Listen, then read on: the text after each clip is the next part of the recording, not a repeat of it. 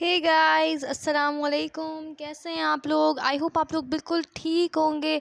अच्छा जी, आज हम लोग क्या करने वाले हैं, डिस्कस करने वाले हैं। क्या डिस्कस करने वाले हैं? 1.1 एक्सरसाइज डिस्कस करने वाले हैं बायोलॉजी की, क्लास 9th की, चैप्टर नंबर 1 की, divisions and branches of biology. Biology के बारे में इंट्रोडक्शन की वीडियो पहले से ही अपलोडेड है। अगर आप लोगों ने वो वीडियो नहीं देखी तो आप लोग वो वीडियो पहले से देख लें। उस वीडियो की लिंक आप लोगों को डिस्क्रिप्शन में मिल जाएगी, उसको चेकआउट कर लें। अब हमारे पास क्या है, divisions of branches of biology. मतलब कि जो ब्रांचेस हैं, जो डिविजन्स हैं, जो हिस्से हैं, जो शाखें हैं हमारे पास बायोलॉजी की, वो कौन कौन सी हैं। हमने पहले डिस्कस किया था कि बायोलॉजी है क्या, लाइफ क्या है, हमने ये डिस्कस किया था। अब उसी बायोलॉजी को हमने डिफरेंट डिफरेंट कैटेगरीज़ के अंदर, डिफरेंट डिफरेंट ब्रांचेस के अंदर डिवाइड कर दिया है। ठीक है, तो first one is division of biology. ठीक है, there are 3 major divisions of biology. 3 जो हैं वो मेजर डिविजन्स हैं बायोलॉजी के। ठीक है, कौन सा? एक है हमारे पास जूलॉजी, दूसरा है बॉटनी, तीसरा है माइक्रोबायोलॉजी। ये मेन डिविजन्स हैं। ठीक है, मेजर जिसे हम कह सकते हैं ना, वो हमारे पास डिविजन्स हैं बायोलॉजी के। ठीक है, बड़े बड़े जैसे हम कह सकते हैं ना, पर्टिकुलर जिन डिविजन्स के अंदर डिवाइड किया है वो 3 हैं। कौन कौन से हैं?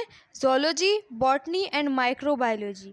अब जूलॉजी क्या है? The word zoology is derived from Greek language June meaning animals and logos meaning study और नॉलेज।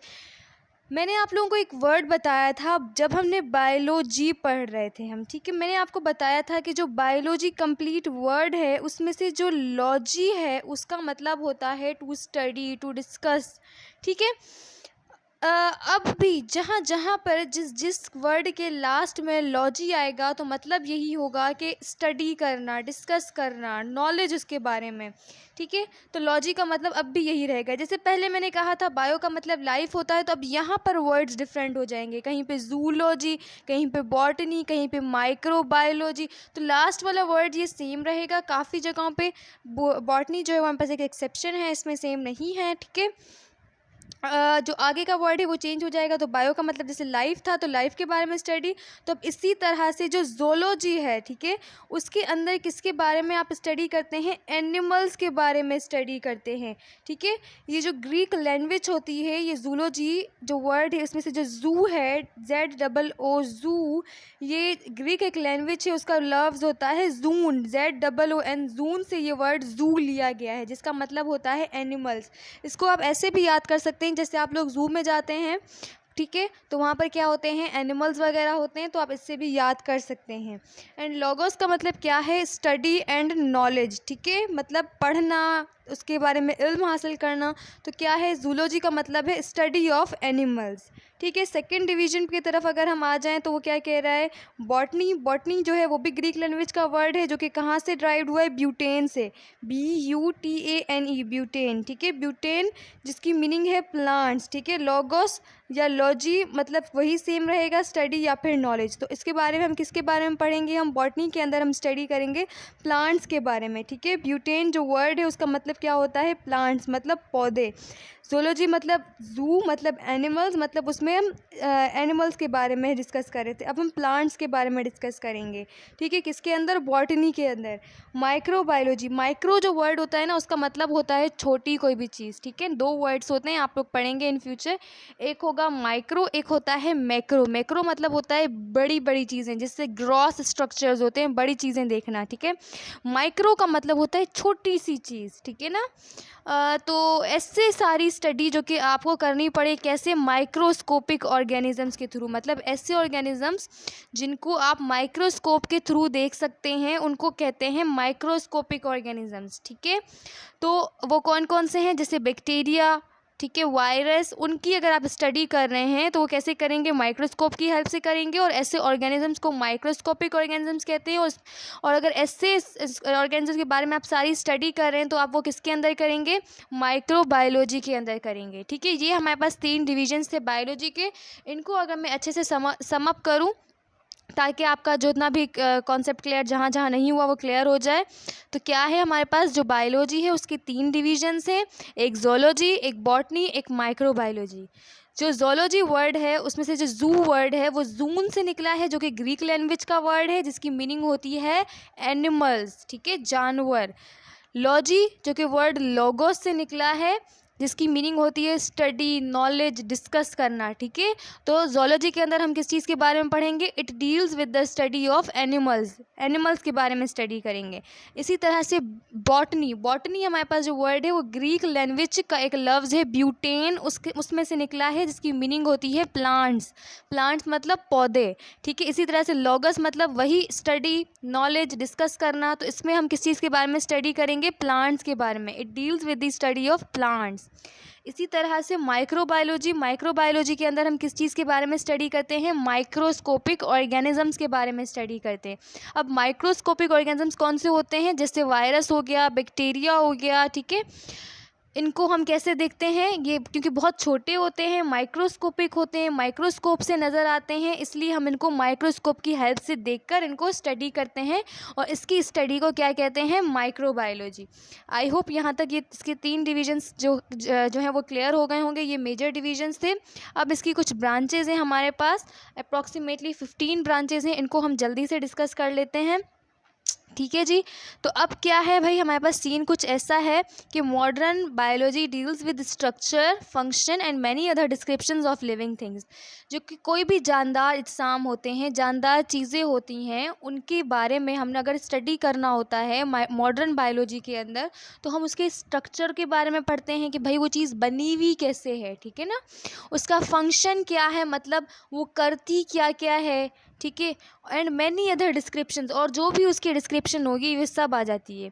तो advance research during the 20th century has led to the division of biology into specialised branches. 20th century के अंदर advance research की गई और उसने क्या किया, बायोलॉजी को डिवाइड कर दिया गया बहुत सारी ब्रांचेस के अंदर। वो बहुत सारी ब्रांचेस ये सारी आपके पास ये नीचे यहाँ तक ये, ठीक है, मौजूद हैं, लास्ट मॉलिक्यूलर बायोलॉजी तक। वन बाय वन इनको डिस्कस करते हैं। पहली है मॉर्फोलॉजी। मॉर्फोलॉजी का मतलब क्या होता है? आप वर्ड्स को गौर से सुने। मॉर्फोलॉजी, मॉर्फ मतलब होता है उसकी एक्सटर्नल अपीयरेंस, ठीक है। मॉर्फ का मतलब होता है फॉर्म, ठीक है। लॉजी आपको सबके अंदर मोस्टली दिखेगा, उसका मतलब मैं बार बार नहीं बताने वाली, अब आप लोगों को याद होना चाहिए कि लॉजी का मतलब होता है, लॉजी जो वर्ड है वो लॉगस वर्ड से निकला है, जिसकी मीनिंग होता है डिस्कस करना, स्टडी करना, नॉलेज, ठीक है। ये सारे जो वर्ड हैं वो कहाँ से आए हैं? लॉजी से आए हैं। अब हम उसकी जो फर्स्ट वाली वर्ड होंगी उस पर ज़्यादा गौर करेंगे। जैसे ये मॉर्फोलॉजी है, मॉर्फो का मतलब होता है फॉर्म, एक्सटर्नल अपीयरेंस, ठीक है, उसकी बनावट बाहर से कैसी है। तो इसके अंदर हम किस चीज़ के बारे में स्टडी करेंगे? The study of external form and structure of organisms, ठीक है। किसके बारे में स्टडी कर रहे हैं? एक्सटर्नल फॉर्म के बारे में। मॉर्फ का मतलब क्या है? फॉर्म। ये देखें, मॉर्फ का मतलब क्या है? फॉर्म है, सही है। तो इसके हम बारे में हम स्टडी किस चीज़ के बारे में कर रहे हैं? हम स्टडी भी हम उसी चीज़ के बारे में कर रहे हैं। किसके बारे में? मतलब एक्सटर्नल फॉर्म, एक्सटर्नल अपीयरेंस, बाहरी बनावट, बाहर से इंसान, जानवर, परिंदा, चरंद, परंद, कोई भी चीज़ है वो बाहर से कैसी दिखती है। अगर हम उसकी बाहर की फ़िज़िकल अपीयरेंस देखते हुए अगर हम उसकी स्टडी कर रहे हैं तो हम कहते हैं कि हम मॉर्फोलॉजी पढ़ रहे हैं। लेकिन अगर हम उसकी internal parts of the body, उसके ऑर्गन्स, उसकी बोन्स, उसके मसल्स, उसके लिगामेंट्स, उसके टेंडन्स, उसके फेशियाज को अगर देखते हुए स्टडी कर रहे हैं तो हम कहते हैं कि हम उसके इंटरनल बॉडी पार्ट्स के बारे में स्टडी कर रहे हैं।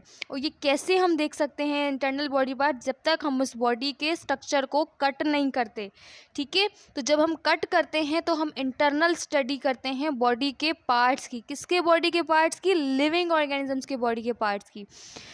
तो यहाँ पे क्या लिखा है? एनाटॉमी, ठीक है। एना का मतलब होता है पार्ट या अप। टॉमी का मतलब होता है टॉम, TOME। जो टॉम होता है इसका मतलब होता है कटिंग, मतलब कि बॉडी के पार्ट्स को कट करना। कट करके क्या करना है? हमने स्टडी करना है। So the study of internal parts of the body of living organisms. Living organisms जितने भी होते हैं उनके जो इंटरनल पार्ट्स होते हैं उनकी बॉडी की, उनको स्टडी करना। कैसे स्टडी करना है? कट करके। कट करेंगे तभी अंदर का हिस्सा देखेंगे ना, ऐसे तो फिजिकल अपीयरेंस होगी। ठीक है। तीसरा है हमारे पास सेल बायोलॉजी। ठीक है, सेल बायोलॉजी क्या कह रहा है? सेल बायोलॉजी कह रहा है सेल का वर्ड क्या होता है? आप लोगों ने शायद बचपन में साइंस के अंदर पढ़ा हो कि the cell is the basic unit of life. ठीक है, तो सेल आप लोगों ने पढ़ा होगा, सेल से मिलकर हमारी बॉडी बनी हुई होती है। तो ठीक है, कह रहा है कि सेल मतलब कंपार्टमेंट। ठीक है, bios means life, logos means discuss. ठीक है, 3 वर्ड से मिलकर ये सेल बायोलॉजी वर्ड जो है वो 3 वर्ड से मिलकर बना है सेल बायोलॉजी। बायो लाइफ, लोगो मतलब डिस्कस, स्टडी, और सेल मतलब सेल के बारे में स्टडी करेंगे हम, उसकी ऑर्गेनेलिज के बारे में स्टडी करेंगे, जिन चीज़ से मतलब सेल मिलकर बना है ना। सेल भी तो किसी न किसी चीज़ से मिलकर बना हुआ होगा, सेल से हमारी बॉडी बनी है। अब सेल किससे मिलकर बना है? ऑर्गेनेलिज से मिलकर बना है। अब उसके अंदर कौन कौन सी ऑर्गेनेलिज हैं और इसके अलावा कौन कौन से पार्ट्स हैं, ये सब किसके अंदर आ जाएंगे? सेल बायोलॉजी के अंदर आ जाएंगे। इसके अलावा हमारे पास जो नेक्स्ट आता है पॉइंट वो है हमारे पास हिस्टोलॉजी। हिस्टोलॉजी क्या मतलब है? हिस्टोस का मतलब होता है, हिस्टोस जो वर्ड है जब ये भी ग्रीक लैंग्वेज का वर्ड है। मोस्टली आपको ये जो वर्ड्स हैं वो ग्रीक से मिलेंगे और 30% वर्ड्स जो होंगे वो आपको लैटिन लैंग्वेज से मिलेंगे। ठीक है जी। और कहीं मैंने अभी इतना जितना अभी तक मैंने स्टडी की है, मैंने कहीं पे बहुत रेयर कोई केस में कोई वर्ड देखा होगा जो ग्रीक और लैटिन लैंग्वेज से अलावा कहीं से लिया हुआ होगा। ठीक है जी। तो हिस्टो मतलब ग्रीक।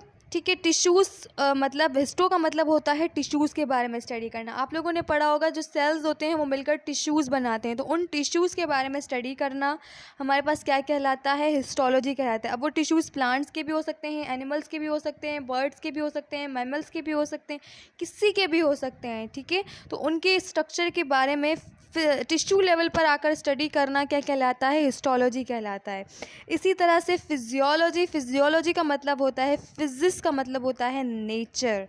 ठीक है, so the study about functions of living organism. हर लिविंग ऑर्गेनिज्म का हर different region, different part, different organ different functions perform कर रहा होता है। आपका हाथ अलग जो है वो आपका जो हाथ है वो अलग फंक्शन परफॉर्म कर रहा है, आपके पैर अलग फंक्शन परफॉर्म कर रहे हैं, आपका स्टमक अलग फंक्शन परफॉर्म कर रहा है। इसी तरह से अगर हम एनिमल्स में देखें तो वहाँ पे डिफरेंट फंक्शंस परफॉर्म हो रहे हैं। तो ये जो डिफरेंट फंक्शंस डिफरेंट ऑर्गेनिजम्स के अंदर परफॉर्म हो रहे हैं, इनके बारे में स्टडी करना फिजियोलॉजी कहलाता है। इसी तरह से टेक्सोनोमी, टेक्सोनोमी जो कि ग्रीक वर्ड से वर्ड निकला है, जो ग्रीक वर्ड टेक्सिस है उसका मतलब होता है अरेंजमेंट।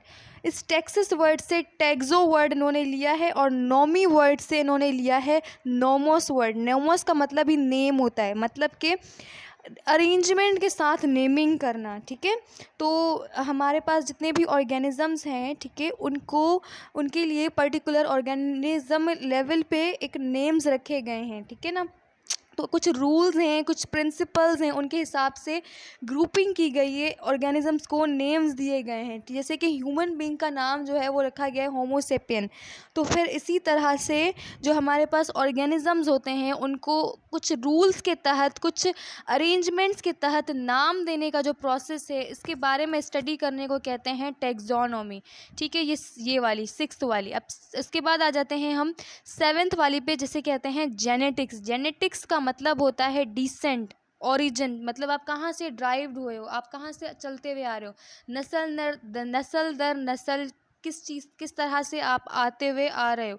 तो ये जो आपका ओरिजिन है, जो आपके डिसेंडेंट्स हैं, इसके बारे में स्टडी करना, किस तरह से आपके अंदर कोई सी भी चीज़, कोई सा भी कैरेक्टर, कोई सी भी ऑर्गन अगर आई है तो वो किस तरह से आई है, आपके पेरेंट्स से आपके अंदर आई। तो इस प्रोसेस के बारे में स्टडी करना कि how different organs are transferring from your parents from to you, या मतलब हम कह सकते हैं टू ऑफ स्प्रिंग्स।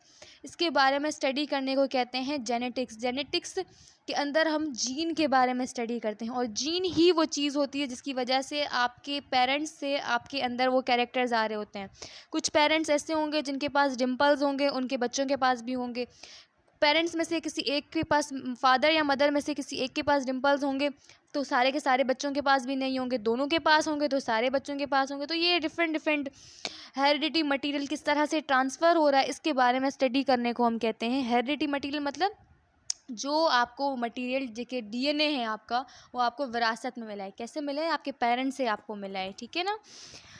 फिर है डेवलपमेंटल बायोलॉजी। ठीक है, डेवलपमेंटल बायोलॉजी भी ग्रीक वर्ड है जो कि वर्ड एम्ब्रियो से निकला है। एम्ब्रियो के बारे में स्टडी करना, मतलब जब कोई भी ऑर्गेनिज्म जो होता है वो मदर की बॉडी में होता है, तो तब उसकी स्टडी को कहते हैं एम्ब्रियोलॉजी या फिर डेवलपमेंटल बायोलॉजी, ठीक है। क्योंकि तब उसकी पूरा फॉर्मेशन वो कैसे बन रहा है, वो कैसे डेवलप्ड हो रहा है, उसको हम कहते हैं उसकी हम स्टडी को कहते हैं डेवलपमेंटल बायोलॉजी या फिर एम्ब्रियोलॉजी। तो उस एम्ब्रियो के बारे में स्टडी करना कि वो किस तरह से फॉर्म हो रहा है, किस तरह से वो बन रहा है, डेवलप हो रहा है, उसकी फॉर्मेशन कैसे हो रही है, उसके बारे में स्टडी करने को कहते हैं एम्ब्रियोलॉजी या फिर डेवलपमेंटल बायोलॉजी, ठीक है। 8 हो गई। 9 है एनवायरमेंटल बायोलॉजी।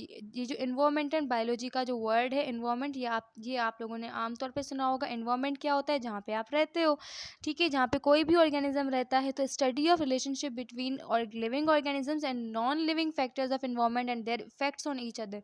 आप कहीं पे भी रह रहे हो, आप एक फॉर एग्जांपल आप कमरे में बैठे हो, आप किसी जगह पे चेयर पे बैठे हो, सोफे पे बैठे हो, पलंग पे बैठे हो, कहीं पे भी बैठे हो, आपके आसपास बहुत सारी लिविंग ऑर्गेनिज्म भी मौजूद होंगे। हो सकता है भाई ज़मीन पे चींटियाँ वीटियाँ घूम रही हो सकता है आप किसी विंडो के आगे बैठे हो, वहाँ पे कोई चरन परन भी हो सकता है आपके घर में ही कोई बिल्ली, कोई तोता, कोई ऐसा भी कोई ऑर्गेनिज्म हो, और आपके आसपास बहुत सारी नॉन लिविंग थिंग्स भी होंगी, जैसे कोई अलमारी पड़ी है, कोई पलंग पड़ा है, कोई और चीज़ पड़ी है। तो इन लिविंग थिंग्स का नॉन लिविंग थिंग के साथ क्या रिलेशनशिप है, और इन दोनों के एक दूसरे पे क्या इफ़ेक्ट्स पड़ रहे हैं, क्या चीज़ें असरअंदाज हो रही हैं, इनके बारे में स्टडी करने को हम कहते हैं इन्वायरमेंटल बायोलॉजी।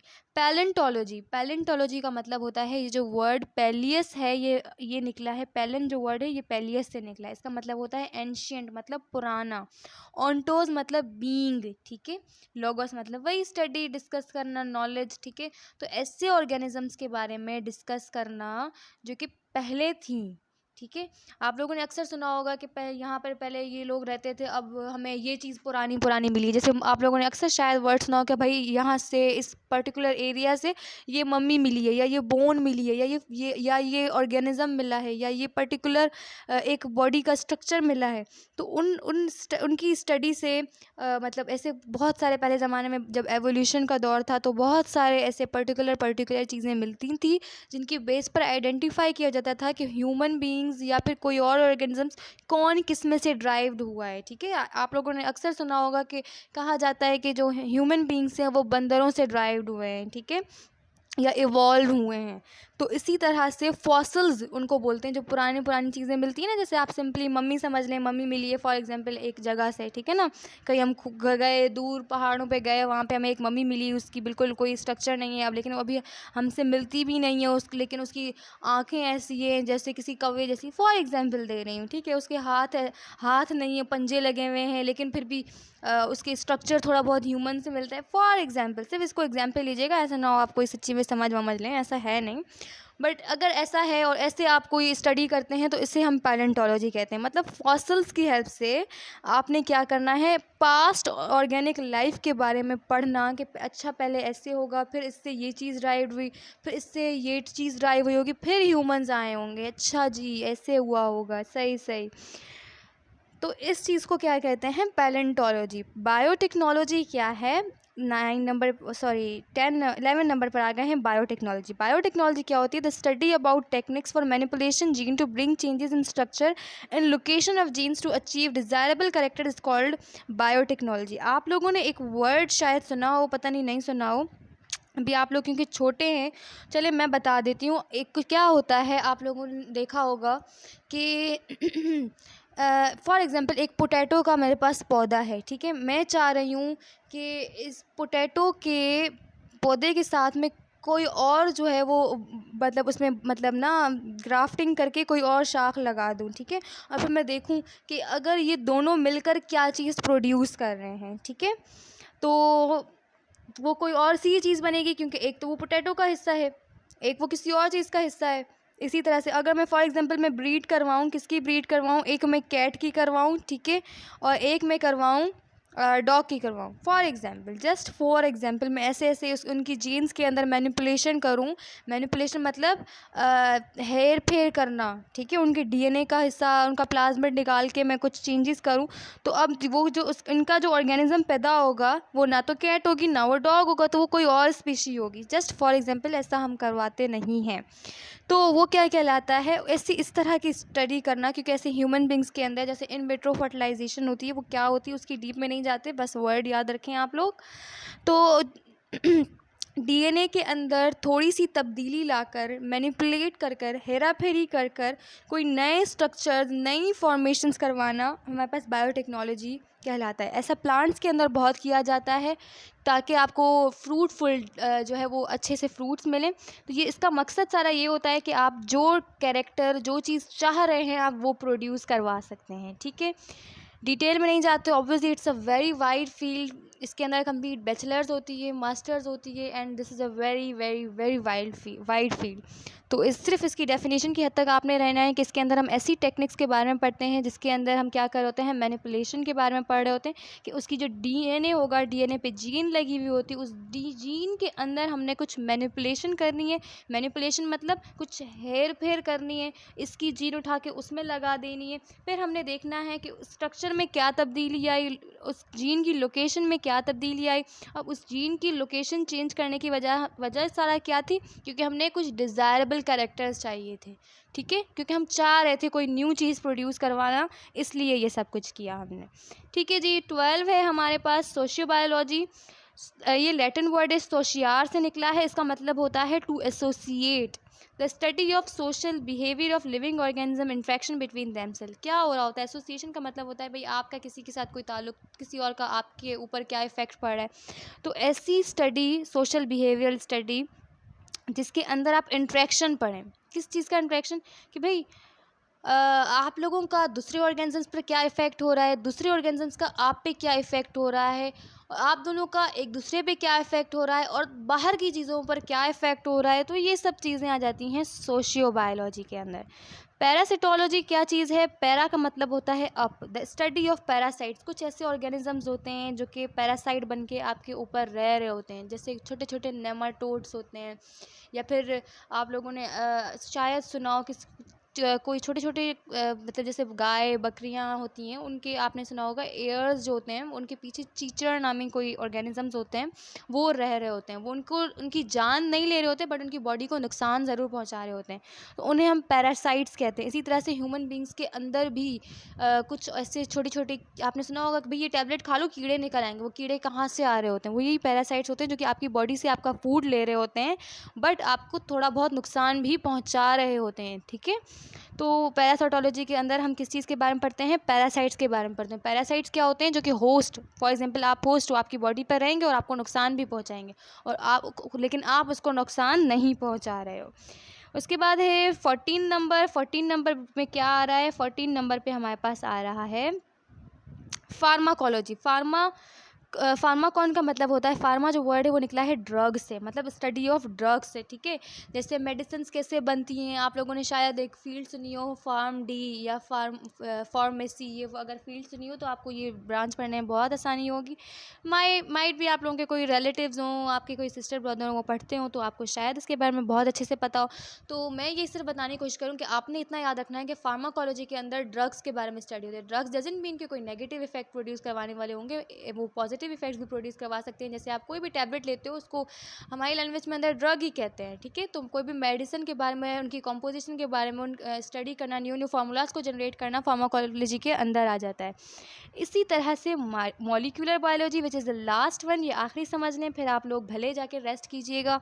लेकिन एक बात मुझसे प्रॉमिस करनी है आखिरी ब्रांच समझने से पहले, कि आप लोगों ने एक दफ़ा इस पूरे का रिव्यू बुक खोल के ज़रूर देना होगा, ताकि आप लोगों को ये समझ आ जाए। समझना बहुत ज़रूरी है, कॉन्सेप्ट क्लियर तभी होगा, मेरी वीडियो से नहीं हो जाएगा सारा का सारा कॉन्सेप्ट क्लियर। एक दफ़ा खुद पढ़ना है और 3 से 4 फ्रेंड्स के साथ उसको शेयर कर देना है, बस इतना आप लोगों ने कर देना है। कोई क्वेश्चन हो तो मैं बैठी हूँ, ये कमेंट करें, वीडियो पसंद आ रही है तो लाइक करें, बस इतनी सी बात है। और फिर कोई भी आप लोगों को इन्फॉर्मेशन चाहिए किसी यूनिवर्सिटी से रिलेटेड, कॉलेज से रिलेटेड, जॉब से रिलेटेड, MCQ से रिलेटेड, आप लोग फिर मेरे ग्रुप्स ज्वाइन कर लें, पेजेस ज्वाइन कर लें, फेसबुक पर हैं जो, उनकी भी आप लोगों को लिंक्स डिस्क्रिप्शन मिल जाएंगी। ये नहीं समझ आ रहा आपके कोई बहन भाई हैं किसी और टॉपिक से रिलेटेड पढ़ना है, बहुत सारी प्लेलिस्ट अवेलेबल है, एक बार चैनल को विजिट करें, मोर देन 270 आपको वीडियोस मिल जाएंगी। आप लोगों ने वो क्या करनी है, एक दफ़ा देख लेनी है। आ जाते हैं अपनी मॉलिक्यूलर बायोलॉजी की तरफ। तो study of organic molecules which constitute the cell and its organelles. जो हमारे जो सेल होता है ना, उसके अंदर ऑर्गेनिक मॉलिक्यूल्स मौजूद होते हैं, ठीक है। वो क्या कर रहे होते हैं, आपके सेल को बना रहे होते हैं और आपके सेल के अंदर मौजूद ऑर्गेनेलीज़ को भी बना रहे होते हैं। ऑर्गेनेलीज़ में हमारे पास जैसे माइटोकॉन्ड्रिया है, लाइसोसोम्स हैं। आप लोगों ने ये वर्ड सुने भी नहीं होंगे, इसलिए मैं यूज़ भी नहीं करना चाह रही थी, लेकिन आगे पढ़ना है तो अभी सुन लें, बाद में कहेंगे हाँ ये सुने सुने लग रहे हैं वर्ड, तो अभी सुन लिया है ना वर्ड। तो कुछ ऑर्गेनेलीज़ होती हैं जिनके बारे में हम डिटेल में पढ़ेंगे और इवन सारी ज़िंदगी ही पढ़ना है आप लोगों ने, यही सेल एंड इट्स ऑर्गेनेलीज़, तो उनके बारे में स्टडी करना। तो कुछ ऑर्गेनिक मॉलिक्यूल्स होते हैं जैसे वाटर है, हाइड्रोजन है, तो कुछ वो भी आपकी बॉडी के अंदर मौजूद होते हैं, उनके बारे में स्टडी करना, क्योंकि आपकी सेल के अंदर 70% क्या होता है, पानी होता है, और पानी क्या है, एक मॉलिक्यूल है। ठीक है जी, H2O हमारे पास मॉलिक्यूल होता है, तो इसके बारे में स्टडी करना हमारे पास मॉलिक्यूलर बायोलॉजी कहलाता है। आई होप आप लोगों को वीडियो पसंद आई होगी।